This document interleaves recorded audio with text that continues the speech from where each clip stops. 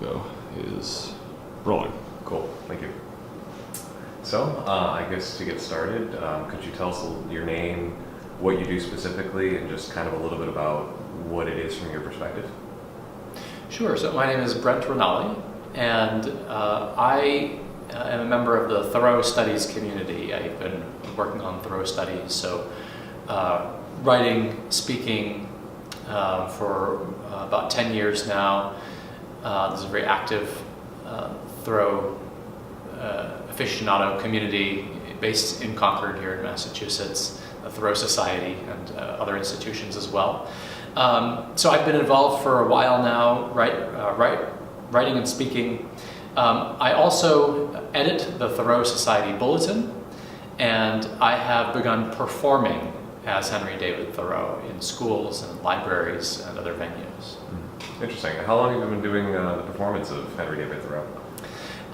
It's been a few years of preparation, and just this past spring I started performing. Oh, excellent.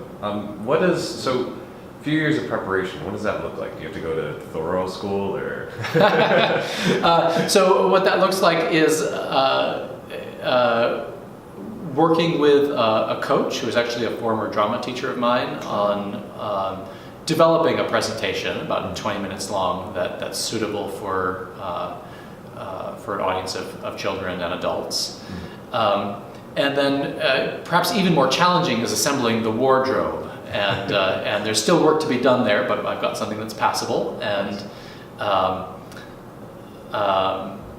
allows an audience to feel like they're stepping into the world of the 1840s, or that somebody from a very different time is stepping into their classroom.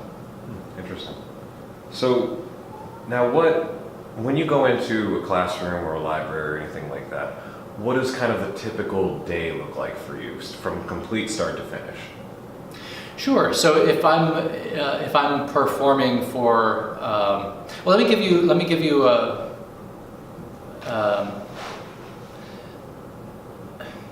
It's hard because it's not something that's a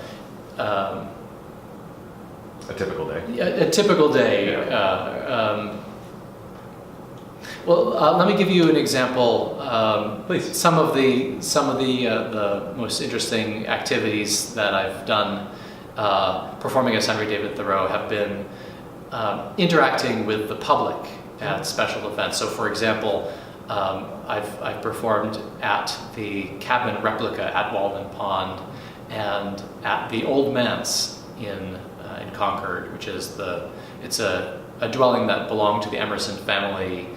And Nathaniel Hawthorne lived there. Thoreau did some gardening there. So a fun event is to be there performing as Henry David Thoreau, either solo or with another performer performing as Nathaniel Hawthorne, and to be interacting with members of the public. So typically, I'll park my own car somewhere else. I'll get my outfit set up. And I'll walk to the site to preserve the sense that this is somebody who belongs there as a pedestrian, and I'd be interacting with members of the public, and some people know nothing about Henry David Thoreau or the local history. Many people do. A lot of people come to sites like Walden Pond and the Old Manse because they're interested in the history. And so the conversations I'll have with people will range from really basic introduction to some of the historical personalities, Henry and his associates, and giving people a window onto this period of New England history. And sometimes it'll get into real deep arcana.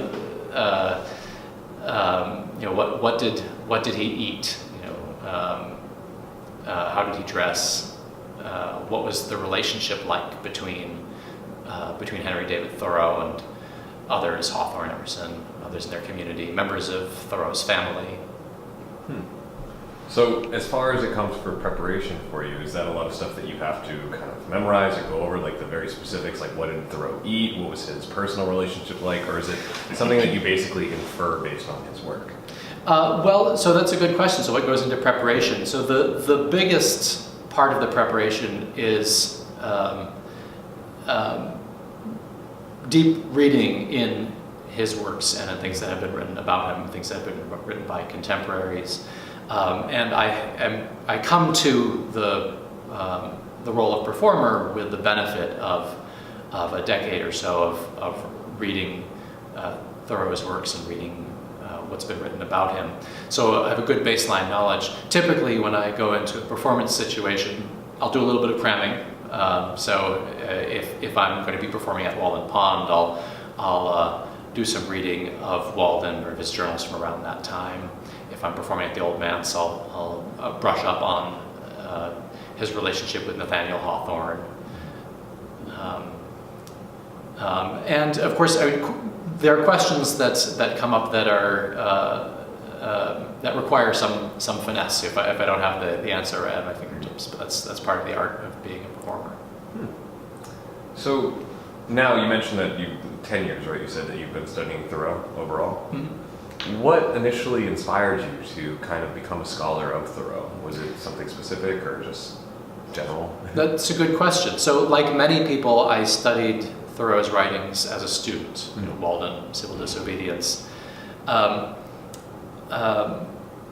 After college, I found myself involved in a writing project, a book project. It was actually an anthology of environmental writings. And one of my co-collaborators was very actively involved in the Thoreau Society, based here in Concord. And when the book was published, the anthology, he arranged a panel discussion among the four collaborators, the four editors, about Thoreau and the environment. And that was my introduction to Thoreau studies. And I became captivated, and I saw how rich this field was, how much there is to learn, how much what interesting topics there are that still remain to be researched. So I at that point I dove into it, and I've been researching and writing about Thoreau, biographical research about the environment that he grew up in, how he was perceived by his contemporaries. And I've found that I haven't nearly reached the bottom of what I think are interesting research questions about Thoreau and his writings. And I'm lucky enough now to be editing the Thoreau Society Bulletin, so I have an opportunity to see what interesting work other people are doing about this really important New England figure. So what goes into being the editor at the Thoreau Society Bulletin? Like what kind of works, obviously Thoreau works, you're reading, but what kind of things are submitted that you kind of have to go through and take a look on that? Sure. Well, let me step back for a minute and say that the Thoreau Society has two publications. So there's the Concord Saunterer, which is an annual publication devoted to peer-reviewed scholarly articles. It's what you'd imagine of a typical scholarly journal, and it's focused on Thoreau studies. And then there's the Thoreau Society Bulletin, which is the one that I'm editing. And the Thoreau Society Bulletin is a hybrid between a newsletter, and it's a quarterly publication. So it's a combination between a newsletter and a venue for shorter peer-reviewed scholarly work. So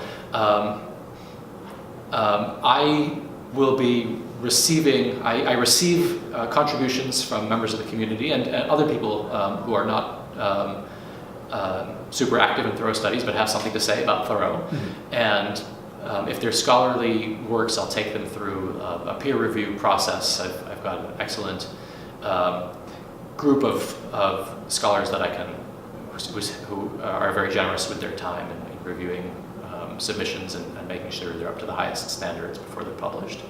And at the same time, I'm making sure that the bulletin is providing timely information about Thoreau Society activity. So there's an annual gathering every year in July around the time of Henry David Thoreau's birthday. other activities that happen throughout the year. And one of the most fun parts of putting together the bulletin is that my own contribution to each issue is a page and a half or so of information about Thoreau sightings. If a newspaper, a book will allude to Thoreau or say something about Thoreau, it's interesting to see how he is perceived today. Interesting.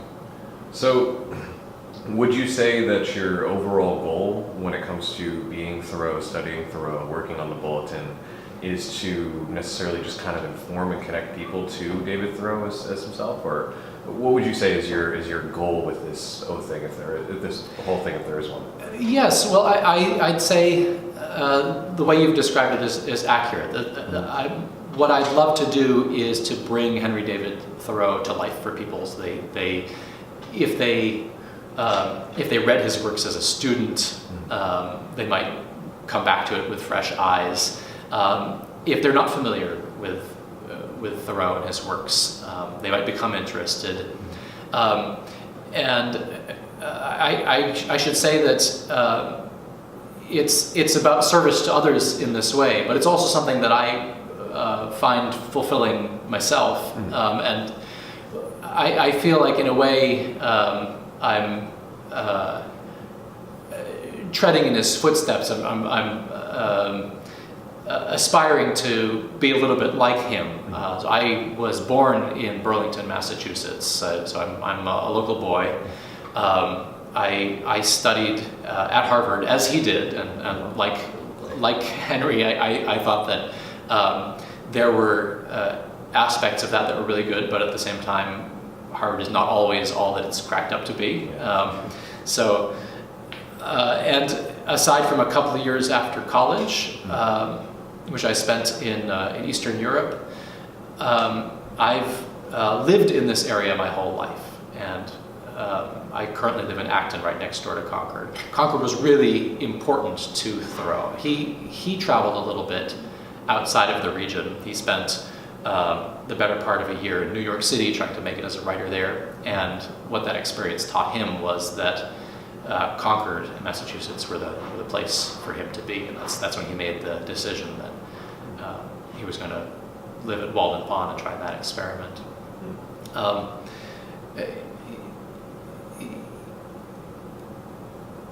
We don't usually think of Thoreau as an existential philosopher, but in a way he was very much concerned with issues of mortality. His older brother, John Jr., died at about age 25 he suffered from tuberculosis, and he ended up getting an infection, a cut that was infected, and he died of lockjaw.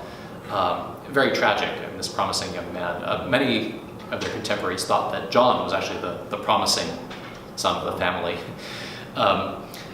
And so Henry experienced this loss. And in a sense, he dedicated the rest of his life to doing what he could in the time that he had available, and partly in John's memory. So the decision to move to Walden Pond was one that involved a decision to write a book that was in tribute to his brother. So Henry David Thoreau was somebody who thought that every moment was precious, and he wanted to make sure that he was doing the best that he could with it. He expressed it in Walden as saying that he did not want to find when he had come to die that he had not lived. And I think we can many of us can relate to that in some way. And for me, when I wake up in the morning and think, am I doing something worthwhile? If there's the opportunity to perform as Henry David Thoreau and to invite people to read these works and to ask themselves these same questions, this is something that, when I wake up in the morning, I feel like I'm doing something worthwhile. Nice, excellent. So I guess to wrap it all together, one final question for you. Sure. Do you have any favorite memories of your time performing as Thoreau, writing about Thoreau? I mean, is there one specific thing you can always call back to and just say like, wow, that time really just made it so worth it? That's a great question. There are moments, especially when performing in the replica of the house that he built at Walden Pond, where you can forget yourself for a moment and feel like you're actually in the 1840s. That's really special. Another thing I'd say is that some of the conversations that I've had with people have been meaningful and memorable. I think, in particular, of conversations with students, college-age students, who are at the. I can think of one or two specific conversations, and what I take from that is that people who are college age are at the point where they're thinking about vocation and what they're going to do with their life, and they're asking the kinds of questions that Thoreau was addressing when he was writing Walden. I mean, he wrote that the book was more than for anybody else. It was intended for poor students. And we can think about what did he mean by poor? Did he literally mean that there was scripting and saving, and the family were scripting and saving to pay for it as his family had? Or does poor mean that they are aware of some deficiency, that there's something that needs to be done, and they're trying to figure out what that is?